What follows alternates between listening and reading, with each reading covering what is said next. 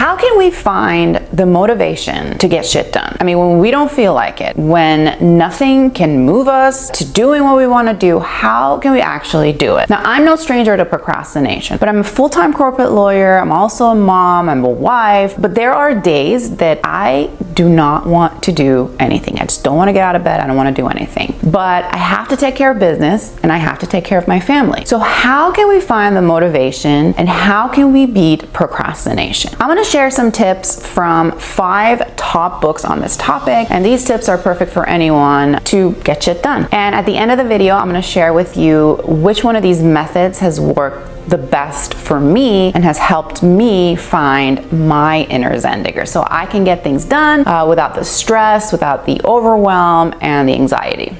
First up, we have the Procrastination Equation by Piers Steele.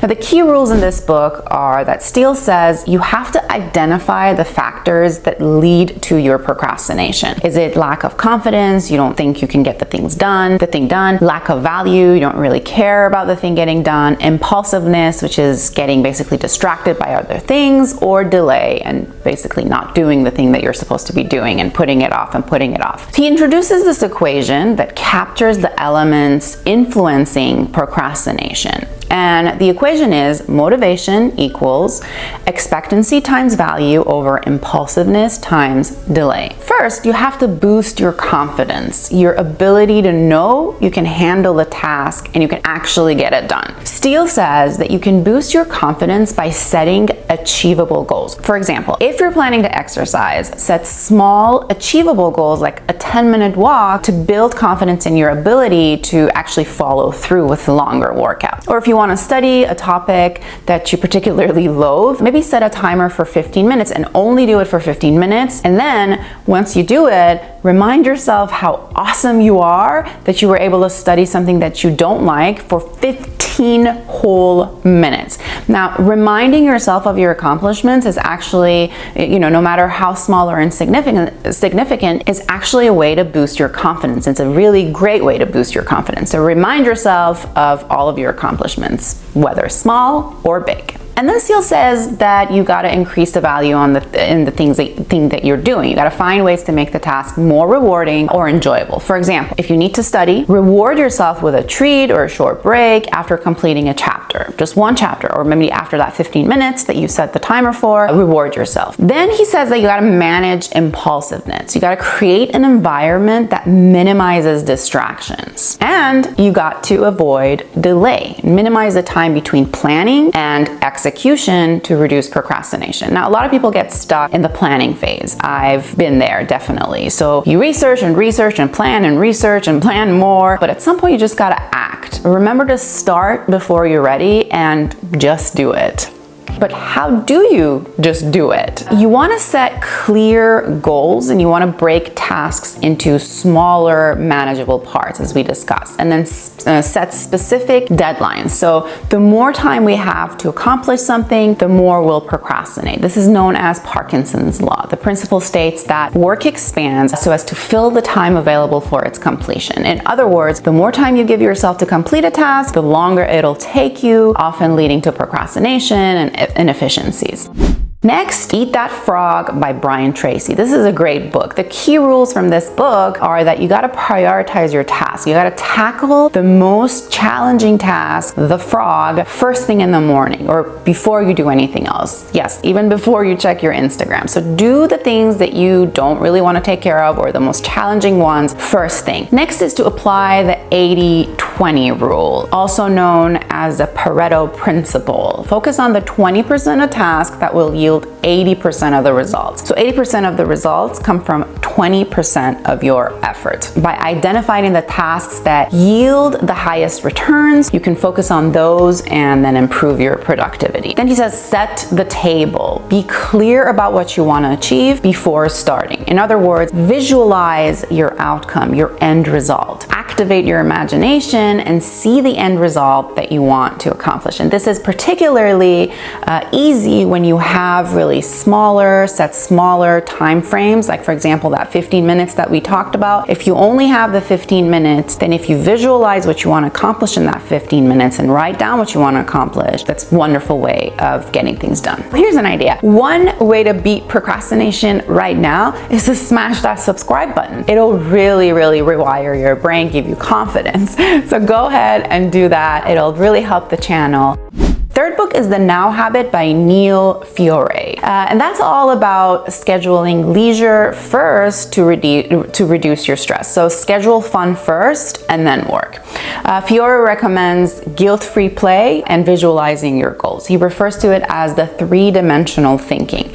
Visualize the completed task and then the steps that you need to get there. Allow yourself some guilt-free breaks to recharge and reboot and make it more fun. For instance, block off an hour in the evening to watch Netflix maybe, or not even an hour, maybe an hour is too long, but like 15-20 minutes just so you can tackle the hard stuff later. We want to reduce our stress so that we can get to the things that we need to get without the stress and anxiety. Allow yourself guilt-free breaks to recharge. Plan your leisure first to create a positive mindset toward work.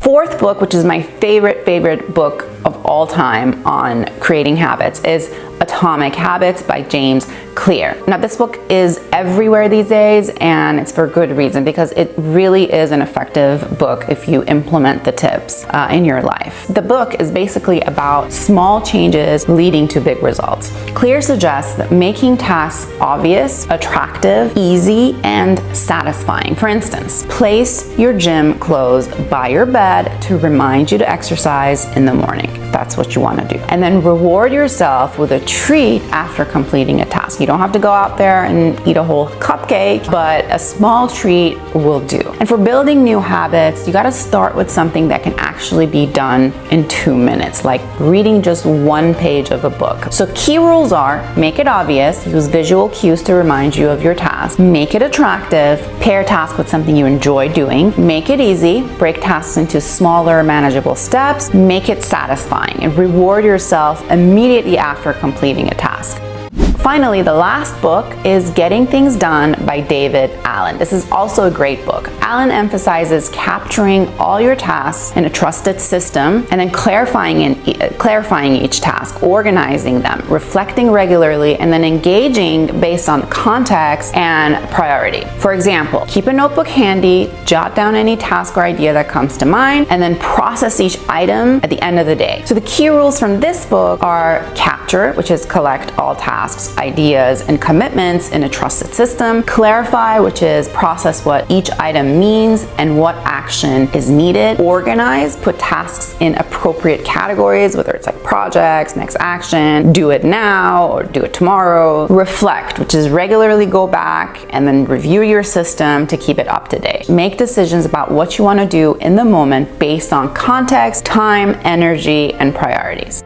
The one rule, the one tip, law, whatever, that has worked the best for me is the 2-minute rule. As a corporate lawyer and a mom and a wife, this simple rule has really helped me get things done efficiently, and it's helped me manage my time better, and it's just amazing. So David Allen says, if something takes 2 minutes or less, just do it immediately. Just take care of it, like right off the bat. This is like the same concept of eating the frog first thing in the morning. No list making, no procrastinating. For example, taking out the trash. It takes 2 minutes tops. Do it now, and boom, one less thing cluttering your mind, one less thing to stress about throughout the day. And in Atomic Habits, Clear also suggests that when you're dreading a big task, you can break it down into smaller and something you can manage that you can do in 2 minutes or less. Instead of committing to a massive project, start with tiny little actions. You need to read a daunting report, just read one paragraph. It takes 2 minutes. minutes. Want to exercise? Start with 2 minutes of stretching. That's it. This might sound like a mind trick, and in a way, it is actually a mind trick. It's a trick that actually works. Sometimes when I'm dreading reviewing a contract, for example, I start with looking at it and then reviewing it for just 2 minutes. I give myself 2 minutes. And a lot of times I build momentum and then I continue reviewing from there. So I go longer. It feels silly at first. Trust me, I know it sounds really silly. Oh, I work for 2 minutes only and I can get things done. But those 2 minutes really build a habit. Soon you'll start doing things for longer without even noticing. By beginning with manageable chunks, you'll find it easier to scale up. You'll find the confidence you need. You're less distracted. You're not likely to delay. And there's not a whole lot of planning and list making that needs to go into 2 minutes. And it's easy to visualize doing something successfully for just 2 minutes. I really hope this one helps you out because it's really helped me out. Let me know in the comments which tip you're gonna try first, and then share with me what happened as a result of doing that thing, and then maybe share your own strategies for beating procrastination, because I'm sure these books don't cover everything. If you found these tips helpful, please give this video a thumbs up and then smash the subscribe button, subscribe to my channel, and I'll see you next time.